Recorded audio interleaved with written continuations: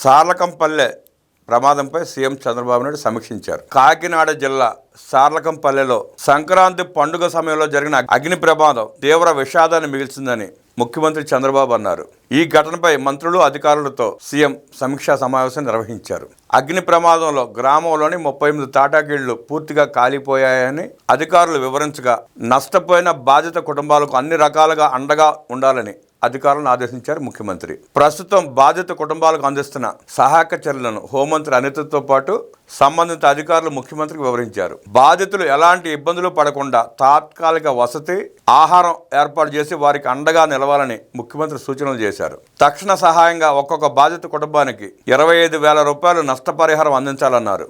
అగ్ని ప్రమాదంలో ఇల్లు కోల్పోయిన ప్రతి బాధిత కుటుంబానికి ఇల్లు మంజూరు చేయాలని ఆదేశించారు. కొత్త ఇల్లు నిర్మించి అప్పగించే వరకు అవసరమైతే వసతి సహా ఇతర అన్ని రకాల సహాయ సహకారాలు అందించాలని ఆదేశించారు ముఖ్యమంత్రి. అగ్ని ప్రమాదంలో కాలిపోయిన ఆధార్ కార్డులు, ఇతర డాక్యుమెంట్లు బాధితులకు తిరిగి జారీ చేయడానికి సార్లకంపల్లెలో ప్రత్యేక క్యాంపులు నిర్వహించాలని ఆదేశించారు ముఖ్యమంత్రి. బాధిత కుటుంబాలకు అందుతున్న సహాయ కార్యక్రమాలను జిల్లా ఉన్నతాధికారులు, మంత్రులు నిరంతరం పర్యవేక్షించాలని ముఖ్యమంత్రి నారా చంద్రబాబు నాయుడు స్పష్టం చేశారు.